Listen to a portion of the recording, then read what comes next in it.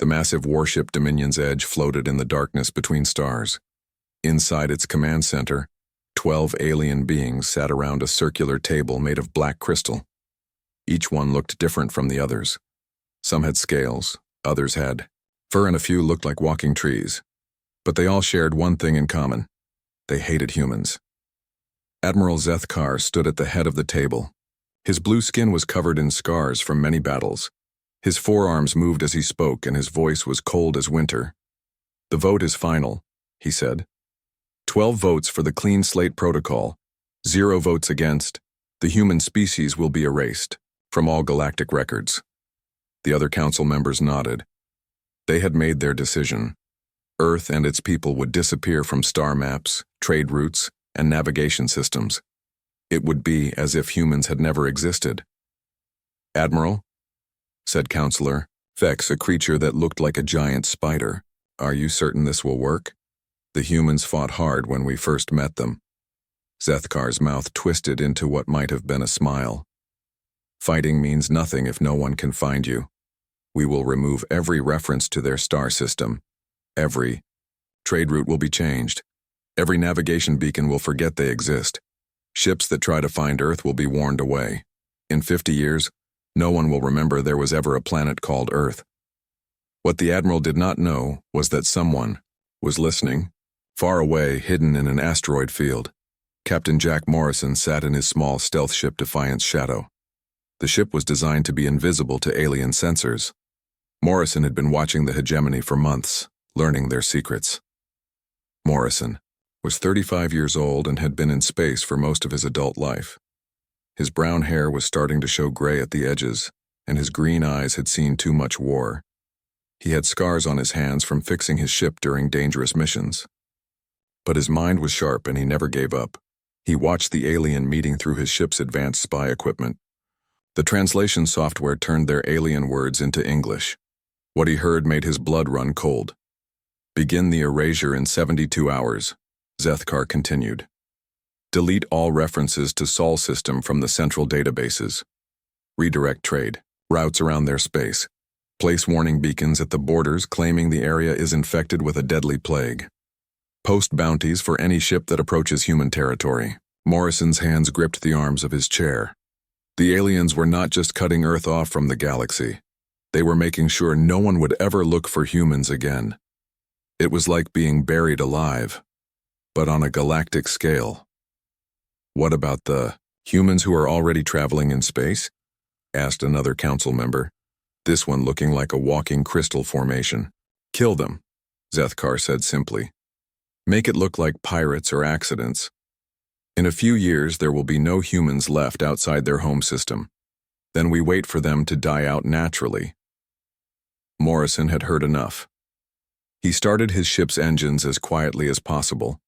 The Defiance Shadow was fast, but Earth was 47 light-years away. Even with the ship's quantum drive, it would take him days to get home. And he only had 72 hours before the erasure began. The ship slipped away from the asteroid field like a ghost in the night. Morrison set course for Earth and pushed the engines to their maximum safe speed. But safe was not fast enough. He would have to risk everything. As his ship jumped into quantum space, Morrison thought about what the aliens had said. This was not the first time they had done this. The way Zethkar spoke, the way the others nodded. They had erased other species before. How many civilizations had disappeared because of the hegemony? How many planets full of people had been forgotten? The quantum drive hummed as it bent space around the ship.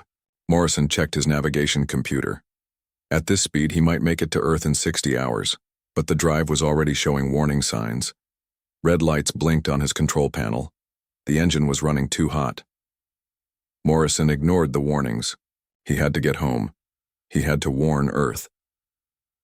Hours passed as the ship raced through quantum space. Morrison tried to sleep, but could not. Every time he closed his eyes, he saw Zethkar's cold smile. He thought about his sister Sarah, who worked at Earth's Space Defense Headquarters. He thought about his nephew Tommy, who was only 8 years old. Would they all be forgotten? Would it be as if they had never lived at all? The ship's computer beeped. Morrison looked at the screen and saw something that made his heart sink. Hegemony patrol ships were following him. 3 large warships were gaining on his position. They must have detected his ship when he left the asteroid field. Morrison pushed the quantum drive harder. The engine temperature rose into the dangerous zone. Metal parts began to stress and bend, but the patrol ships fell behind. They could not match the speed of his small, desperate vessel. More hours passed. Morrison's ship limped through space, barely holding together. The quantum drive was making strange noises. Sparks flew from damaged circuits. But Earth was getting closer. Finally, after 58 hours of dangerous travel, Morrison saw the familiar yellow star that humans called Sol. Earth was there, a blue and green jewel spinning in the darkness. Morrison felt relief wash over him, but it did not last long. He checked the Galactic Navigation Network. His heart stopped. Earth was already gone from the star maps. The erasure had begun early. Morrison activated his emergency communicator and sent a message to Earth's Space Defense Headquarters. This is Captain Jack Morrison. Priority Alpha emergency. The aliens are erasing us from their records. We have hours before we disappear completely. The reply came quickly. It was Admiral Sarah Chen, the head of Earth's Space Forces. Her voice was calm but worried. Jack, we know. We have been watching their activities. Come home immediately. We need to talk. Morrison guided his damaged ship toward Earth. As he flew through the outer planets, he saw something strange. There were new structures hidden in the asteroid fields, around Jupiter. Large metal frameworks that looked like shipyards. Admiral Chen, Morrison said into his communicator. What are those structures near Jupiter? The reply made Morrison smile for the first time in days. Those, Captain Morrison, are humanity's insurance policy. The aliens think they are erasing us from the galaxy, but we have been preparing for this day for 50 years. Welcome to Project Lighthouse. Morrison's ship entered Earth's atmosphere as the sun was setting over the Pacific Ocean. He did not know it yet, but the hegemony's attempt to erase humanity was about to become the biggest mistake they had ever made.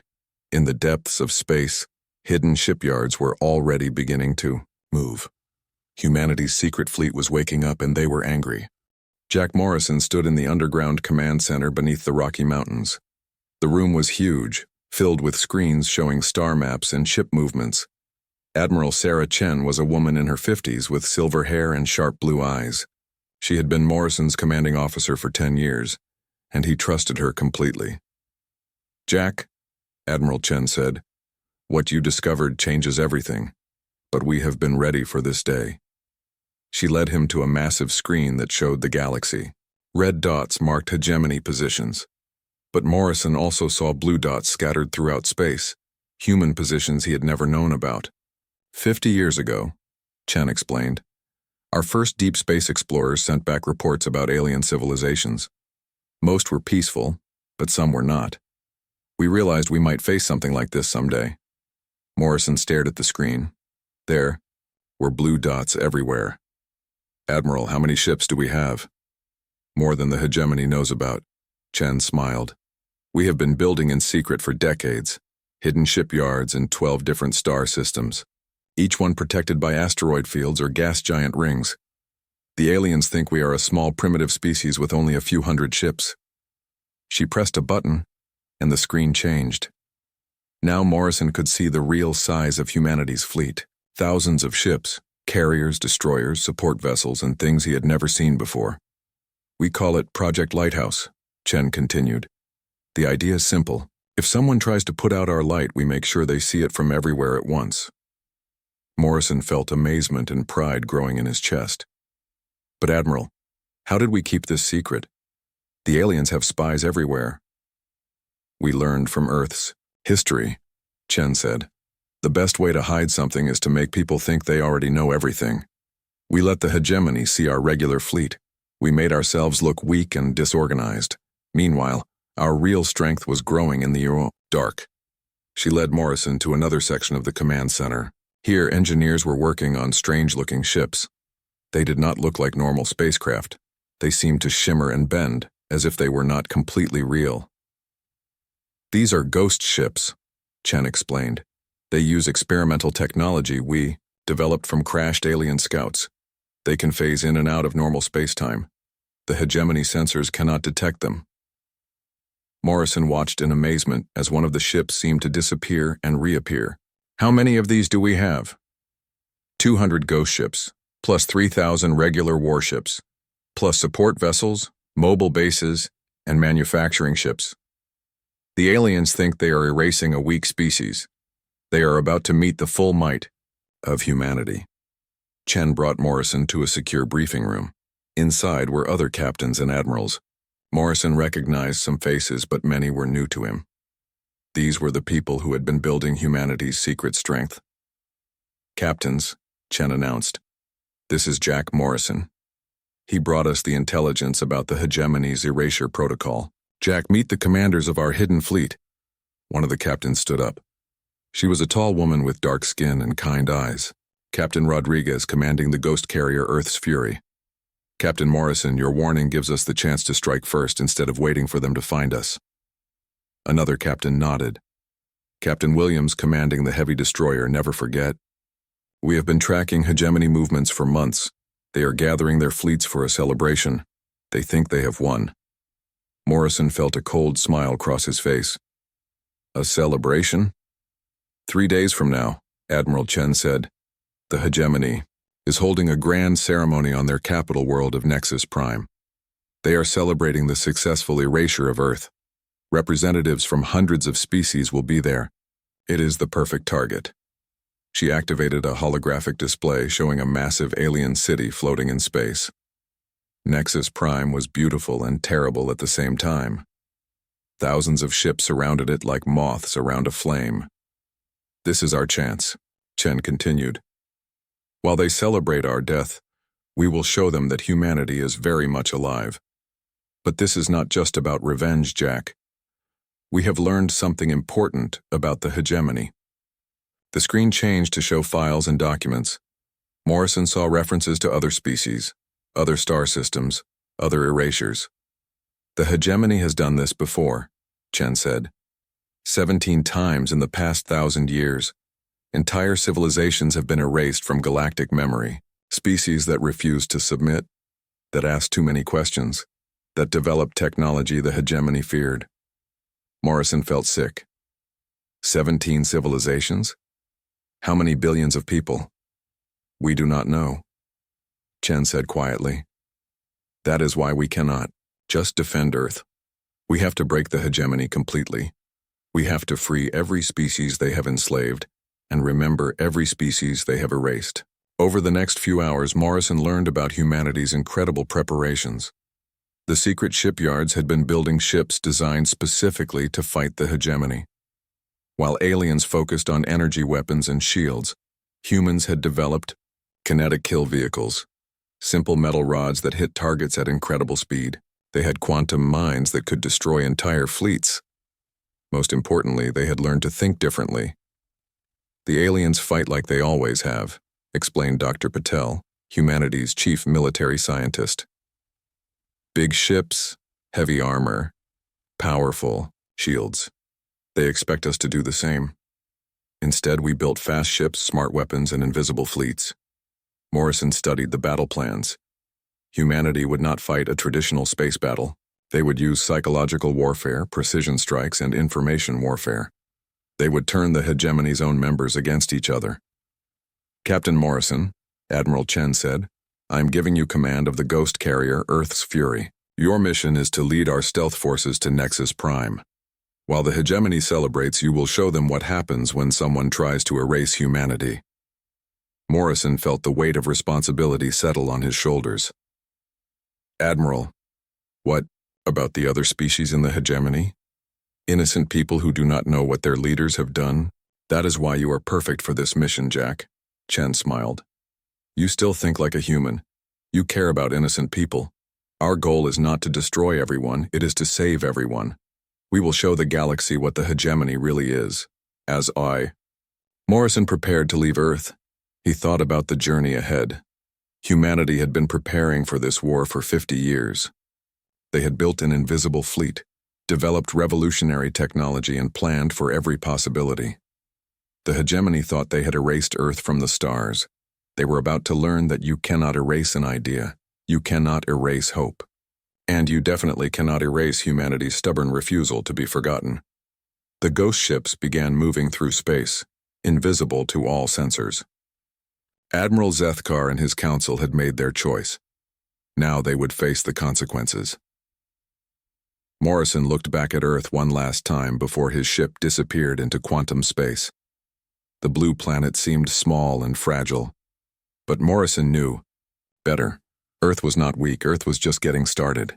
Captain Jack Morrison stood on the bridge of the ghost carrier Earth's Fury. The ship was unlike anything he had ever commanded before. It was 3 kilometers long but could disappear from sensors with the flip of a switch. Around him, his crew worked at stations that hummed with advanced technology. "Captain," said Commander Torres, his second-in-command, "the Ghost Fleet is assembled and ready. 200 ships, all invisible to hegemony sensors." Morrison looked at the tactical display. His fleet was spread across space in a formation that would have been impossible to detect. Each ship was phased slightly out of normal space-time, existing in a dimension where hegemony technology could not reach. "Status report on our allies?" Morrison asked. Lieutenant Park checked her communications station. "Sir, we have confirmed contact with resistance groups from 14 different species. They are ready to support our operation when we give the signal." Morrison nodded. During their journey to Nexus Prime, the human fleet had made contact with species that had been oppressed by the hegemony. The crystalline Vorthak, whose homeworld had been strip-mined for rare metals. The nomadic Kalari, whose children were taken as cultural ambassadors, which really meant slaves. The peaceful Zephyrians, who were forced to build weapons for hegemony wars. All of these species had been waiting for someone to stand up to the hegemony. When they learned that humans were planning to strike back, they quietly offered their help. "Sir," called out Ensign Martinez from the sensor station, "we are approaching Nexus Prime. The Celebration fleet is massive, over 5,000 ships from 300 different species." Morrison watched as the tactical display updated. Nexus Prime was an artificial world, a massive space station that served as the hegemony's capital. It was beautiful in a cold way, with towers of crystal and metal reaching out into space. Around it, thousands of alien ships waited in perfect formations. "They really believe they have won," Commander Torres said quietly. "Let them believe it a little longer," Morrison replied. "How long until the ceremony begins?" 2 hours, Captain," Park reported. "Admiral Zethkar will be giving a speech about the successful erasure of Earth. Representatives from all member species will be watching." Morrison smiled coldly. "Perfect. The whole galaxy will see what happens when someone tries to erase humanity." He activated the fleet communication system. 200 ghost ship captains appeared on his screen, men and women from Earth's hidden military, each commanding a vessel that the hegemony could not detect. "Captains," Morrison began, "in 1 hour we will reveal ourselves to the galaxy. But remember, we are not here just for revenge. We are here to free every species that has suffered under hegemony rule. We are here to restore the memory of every civilization they have erased." Captain Rodriguez of the Ghost Destroyer Silent Thunder spoke up. "Sir, what about civilian casualties? There are innocent people on those ships." "That is why we are better than the hegemony," Morrison replied. "We will disable their ships, not destroy them. We will capture their leaders, not murder them. We will show the galaxy that there is a better way than the hegemony's rule of fear." The captains nodded. This was what made humanity different. Even in war, they tried to protect innocent life. Even when facing enemies who had tried to erase them from existence, humans still believed in mercy and justice. Morrison turned to his weapons officer. "Lieutenant Commander Zhang, status on our special weapons?" Zhang checked her displays. "All quantum mines are armed and ready, sir. Kinetic kill vehicles are loaded and targeted. EMP torpedoes are prepared to disable enemy ships without destroying them." "And the evidence packages?" Ready for broadcast on all hegemony frequencies, Captain. Complete files on the 17 civilizations they have erased, testimony from oppressed species and proof of their crimes. Morrison felt satisfaction growing in his chest. This battle would not just be won with weapons, it would be won with truth. When the galaxy saw what the hegemony really was, their empire of lies would crumble. "Sir," Ensign Martinez called out urgently, "something is happening at Nexus Prime. They are starting the ceremony early." Morrison looked at the tactical display. On the massive space station, lights were beginning to flash in celebration patterns. Admiral Zethkar's voice came over the communication channels translated by the ship's computers. "Citizens of the galaxy," Zethkar announced, "today we celebrate a great victory. The violent and dangerous humans have been erased from galactic memory. Their primitive world no longer appears on any star map. Trade routes have been adjusted. Warning beacons protect travelers from their infected space. Peace and order have been restored." Morrison felt anger rising in his chest, but he kept his voice calm. "All ships prepare for phase-in. On my mark, we reveal ourselves and begin Operation Lighthouse." The Ghost Fleet moved into position around Nexus Prime. 200 invisible ships surrounded the celebration fleet like hunters around their prey. Morrison watched as thousands of alien vessels continued their celebration, completely unaware that humanity's hidden armada was already among them. "Sir," Commander Torres said, "all ships report ready. The resistance groups are standing by for our signal." Morrison took a deep breath. This moment would change galactic history forever. "All ships, this is Captain Morrison. Begin phase-in. Show them that humanity remembers." Space around Nexus Prime suddenly filled with human ships. 200 ghost vessels materialized from the dimensional void, their hulls gleaming with advanced armor and weapons. The celebration fleet was caught completely by surprise. Alarms began blaring across thousands of alien ships. Confused voices filled the communication channels as hegemony commanders tried to understand what was happening. How had an entire human fleet appeared from nowhere? Morrison opened a channel to the entire hegemony fleet. "This is Captain Jack Morrison of the Earth Defense Forces. You tried to erase humanity from the stars. Instead, you have awakened something you should have left alone." Admiral Zethkar's shocked voice came back immediately. "Impossible. We destroyed all records of your species. You cannot be here." "You erased us from your computers," Morrison replied, "but you cannot erase us from reality. Today the galaxy learns the truth about the hegemony. Today we remember every civilization you have murdered." Morrison gave the signal, and Lieutenant Commander Jang activated the evidence broadcast system. Across every communication channel in the galaxy, the truth about the hegemony began to spread. Files showing the 17 erased civilizations, testimony from oppressed species, proof of the hegemony's crimes against sapient life. The effect was immediate and devastating.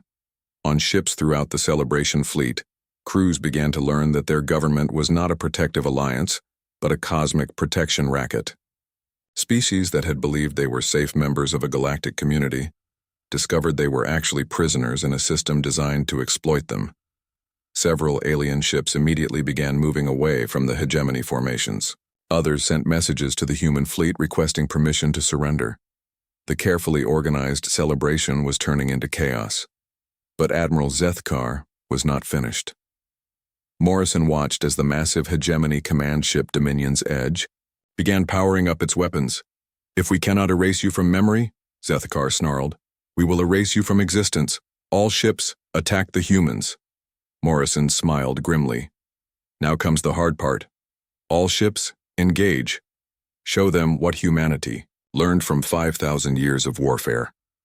The Battle of Nexus Prime was about to begin. The space around Nexus Prime exploded into chaos.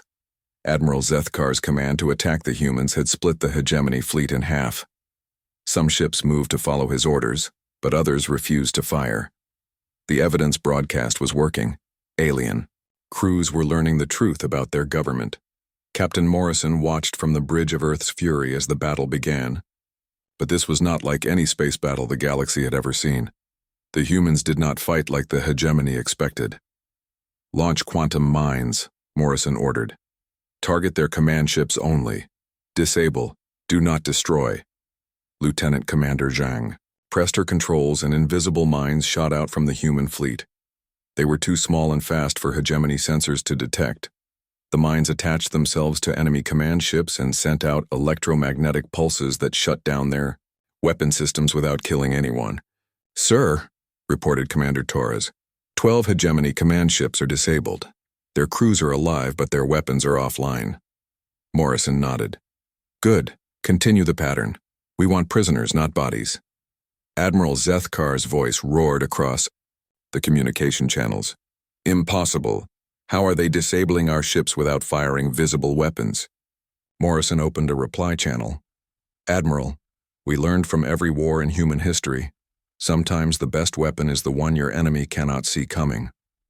The human ghost ships moved through the hegemony fleet like spirits. They would appear from the dimensional void, fire their advanced weapons, then disappear before the aliens could return fire. Hegemony ships found themselves fighting an enemy they could not catch or even track properly. But Morrison knew this was only part of the battle. The real victory would come from the hearts and minds of the alien crews who were learning the truth about their leaders. "Lieutenant Park," Morrison called. "Status on our resistance allies?" "Sir, 14 species have declared independence from the hegemony. Their ships are moving to support us. The Vorthak crystal ships are particularly effective. Their weapons can cut through hegemony shields like paper." Morrison smiled as he watched the tactical display update. Alien ships that had been part of the Celebration fleet were now fighting alongside humanity. The hegemony's empire was falling apart before his eyes. Suddenly, alarms began blaring on the human ships. Ensign Martinez looked up from his sensor station with fear in his eyes. "Captain, Admiral Zethkar is powering up a planet-killer weapon. He is aiming it at Nexus Prime itself." Morrison felt ice in his veins. "What? He would destroy his own capital?" "Commander." Torres checked her tactical computer. "Sir, the weapon is charging. Estimated time to fire, 6 minutes. If he destroys Nexus Prime, he can blame us for the deaths of billions of people." Morrison realized the horrible genius of Zethkar's plan. If the Admiral could not maintain control through lies, he would maintain it through fear. He would murder his own people and tell the galaxy that humans had done it. "All ships," Morrison commanded. "New priority target. The planet-killer weapon must be stopped at all costs." The human fleet changed formation and raced toward the massive weapon platform that was extending from Zethkar's command ship. But the Dominion's edge was protected by hundreds of loyal hegemony vessels. Getting to the weapon would require fighting through the entire core fleet. "Sir," called Captain Rodriguez from the Silent Thunder, "my ship can phase directly to the weapon platform, but I will need cover to complete the mission." Morrison made a quick decision. "Do it. All ghost ships support Rodriguez. Everyone else keep the escort fleet busy." The battle intensified as human ships pushed toward the weapon platform. Morrison watched the countdown timer on his screen. 4 minutes until the planet killer fired. Around him, his crew worked with desperate efficiency. "Captain," Torres reported, "we are taking heavy fire. Our shields are down to 60%. "Keep going," Morrison ordered. "We cannot let Zethkar murder billions of people." On the main screen, Morrison could see Captain Rodriguez's ship Silent Thunder phasing in and out of normal space as it approached the weapon platform. Hegemony fighters swarmed around it, trying to stop the attack. 3 minutes to firing, Martinez announced. Morrison opened a channel to the hegemony fleet. "All alien ships, Admiral Zethkar is about to destroy Nexus Prime and blame humanity for the attack. You have 3 minutes to stop your own leader from committing genocide." The effect was immediate. Many hegemony ships stopped firing and began moving away from Zethkar's command vessel. Some even turned their weapons toward the Dominion's edge. The Admiral's own fleet was abandoning him. But Zethkar was beyond reason now. His voice came over the communications, wild with anger and desperation. "If I cannot rule the galaxy, then let it burn. The humans will be blamed for every death." 2 minutes to firing, Martinez called out. Captain Rodriguez's ship reached the weapon platform. Morrison watched as the brave captain and her crew fought their way through the platform's defenses. Explosions lit up space around the massive Weapon. Rodriguez to Morrison, came the crackling voice over the radio. The weapon has multiple backup systems. I cannot disable it from the outside. Someone has to get inside and shut it down manually. Morrison did not hesitate. Prepare a boarding shuttle. I am going over there myself. Sir, that is too dangerous, Commander Torres protested. That weapon cannot fire, Morrison said firmly. If Zethkar destroys Nexus Prime, every species in the galaxy will believe humans are monsters. Everything we have fought for will be lost. Morrison ran to the shuttle bay as his ship continued to battle through space. He grabbed a pressure suit and a plasma rifle, then jumped into a small boarding craft. The shuttle shot out from Earth's fury and raced toward the weapon platform. 1 minute to firing, came Martinez's voice over the radio. Morrison's shuttle dodged through the battle, avoiding explosions and weapons fire. He could see the weapon platform growing larger on his screen, a massive structure bristling with energy conduits and armor plates. The shuttle crashed through the platform's outer hull, and Morrison jumped out, running through corridors filled with smoke and emergency lighting. He had to find the weapons control center before it fired. 30 seconds, Martinez announced. Morrison burst into the control room and found Admiral Zethkar himself standing at the firing controls. The alien admiral turned to face him, his forearms holding energy weapons. The human comes to die with his victims, Zethkar snarled. How appropriate. The only one dying today is your empire, Morrison replied, raising his plasma rifle. They fired at the same time. Morrison dove behind a control console as energy bolts flew over his head. He could hear the weapon's final charging sequence beginning. 10 seconds, came the countdown. Morrison jumped up and fired 3 quick shots. 2 missed, but the third hit Zethkar in the shoulder, spinning the admiral around. Morrison ran to the control panel and began frantically pressing buttons. 5 seconds. Morrison found the emergency shutdown control and slammed his fist down on it. The weapon platform shuddered and went silent. The planet killer weapon powered down just moments before it would have destroyed Nexus Prime and everyone on it. Admiral Zethkar lay on the floor, wounded, but alive. He looked up at Morrison with hatred and fear. You have won nothing, human. The galaxy will never accept your species as leaders. You are too violent, too primitive. Morrison looked down at the defeated admiral. You are right about one thing. We do not want to lead the galaxy. We just want to make sure no one else gets erased from it. Morrison activated his radio. All ships, this is Captain Morrison. The planet killer weapon is disabled. Admiral Zethkar is captured. The battle is over. Across the fleet, human and alien ships stopped firing. The Battle of Nexus Prime was finished, and humanity had won. But Morrison knew this was only the beginning. Now came the harder task of building something, better than the hegemony's empire of fear. 6 months after the Battle of Nexus Prime, Admiral Jack Morrison stood on the observation deck of the space station New Harmony. The station floated in the space where the old hegemony capital had been, but everything was different now. Morrison wore the uniform of the new Galactic Alliance with its symbol of interlinked hands representing cooperation instead of domination. He was no longer just a captain. The liberated species had chosen him to help lead their new government. Through the massive windows, he could see ships from dozens of different species working together. Vorthak crystal vessels flew alongside, human destroyers. Kalari nomad ships shared docking space with Zephyrian peace cruisers. The galaxy was learning to cooperate instead of being forced to obey. Admiral Morrison, came a voice behind him. He turned to see Dr. Elena Vasquez, Humanities, Chief Historian and the Director of the New Galactic Memory Project. Dr. Vasquez. Morrison smiled. How is the restoration work going?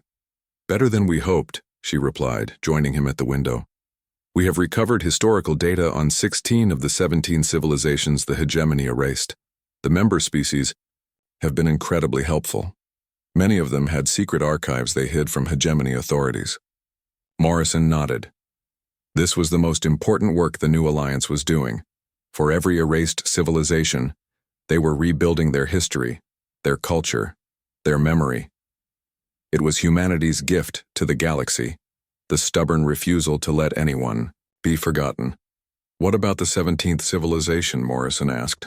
Dr. Vasquez looked sad. The ethereals. They were erased over 800 years ago. We have found almost nothing about them, but we are not giving up. Morrison touched the window, looking out at the stars. We will find something. We have to. The communication system chimed, and Admiral Sarah Chen's voice came through. Jack, we need you in the conference room. The tribunal is ready to announce their verdict. Morrison walked through the station's corridors toward the conference room. The walls were decorated with art from dozens of different species, paintings, sculptures, and music that celebrated the diversity of galactic life. This was what the Alliance stood for: unity without uniformity, cooperation without domination.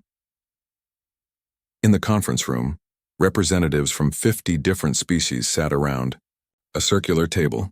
At the center was a holographic display showing Admiral Zethkar in his prison cell. The former hegemony leader had been on trial for crimes against sapient life. Judge Cathera, a tall being from the aquatic Nereid species, spoke in a voice that bubbled like deep water. After 6 months of testimony and evidence, this tribunal finds Admiral Zethkar guilty of genocide, enslavement, and conspiracy to erase 17 civilizations from galactic memory. Morrison watched as Zethkar's image showed no emotion.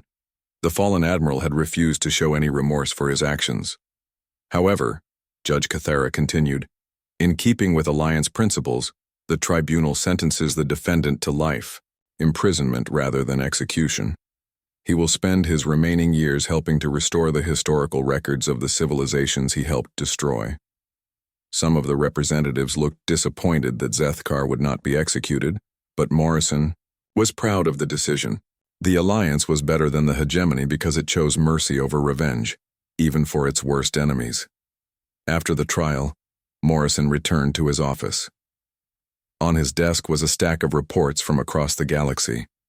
The Alliance was growing every day as more species chose to join voluntarily. The hegemony's old systems of forced tribute and military occupation were being replaced with trade agreements and mutual defense pacts. But Morrison's favorite report was from the Memorial Beacon Project. Human engineers, working with alien scientists, were building special beacons in the dead star systems where erased civilizations had once lived. Each beacon would broadcast that civilization's music, poetry, and history into space forever. Admiral, said his aide, Lieutenant Park, the first memorial beacon is ready for activation. Would you like to perform the ceremony? Morrison smiled. I would be honored. An hour later, Morrison stood on the bridge of his flagship Earth Remembers as it approached the dead system where the Harmonic Collective had once lived. This musical civilization had been erased 300 years ago, but their songs had been preserved in secret by a few loyal allies. Activate the memorial beacon, Morrison commanded. A massive structure in the center of the system began to glow. Then, beautiful music began broadcasting in all directions, haunting melodies that the Harmonic Collective had created centuries ago. The dead system was filled with their songs once again. Morrison felt tears in his eyes. This was why humanity had fought not for conquest or revenge, but for memory. For the simple idea that every life, every culture, every civilization mattered and deserved to be remembered. His communication officer spoke up. Sir, we are receiving a message from Earth. It is marked Priority Alpha. Morrison accepted the call, and Admiral Chen's face appeared on the screen. She was smiling, which was unusual for the serious military leader. Jack, she said, we found something. Dr. Martinez was analyzing old hegemony data cores, and she discovered references to the ethereals. We know where their homeworld was. Morrison felt excitement growing in his chest. Send me the coordinates immediately. 3 days later, Morrison's ship arrived at a system on the edge of the galaxy. The star was old and red, and most of the planets were frozen and dead. But sensors detected something unusual on the 4th planet. Sir, reported the science officer, there are structures on the surface. They appear to be ruins, but they are incredibly well preserved. Morrison led an exploration team down to the planet's surface. What they found took his breath away. An entire city made of some kind of crystal that had not decayed in 800 years, and in the center of the city was a massive library. Dr. Vasquez ran her scanner over the crystalline shelves.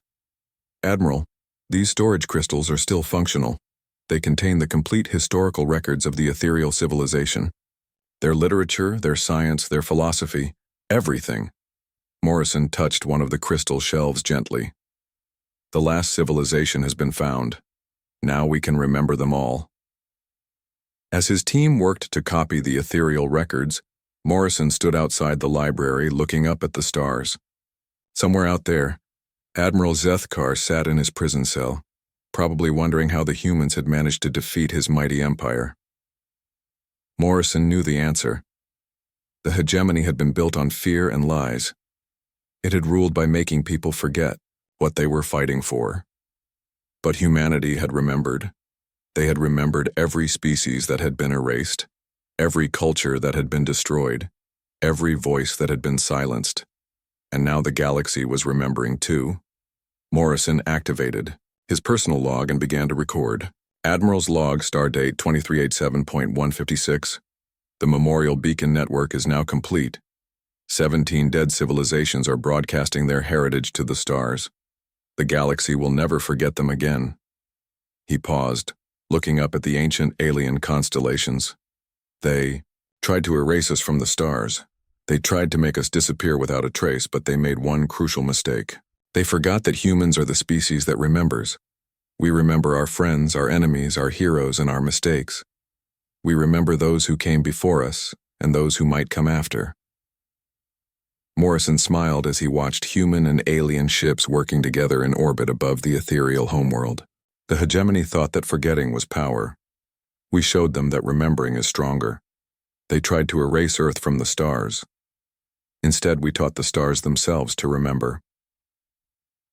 In the distance, another memorial beacon activated, filling space with the songs and stories of a long-dead civilization. The galaxy would never be silent again. Morrison closed his log and returned to the ethereal library. There was still work to do, still memories to preserve, still stories to tell. And Jack Morrison, the human who had refused to be forgotten, would make sure that no one ever was.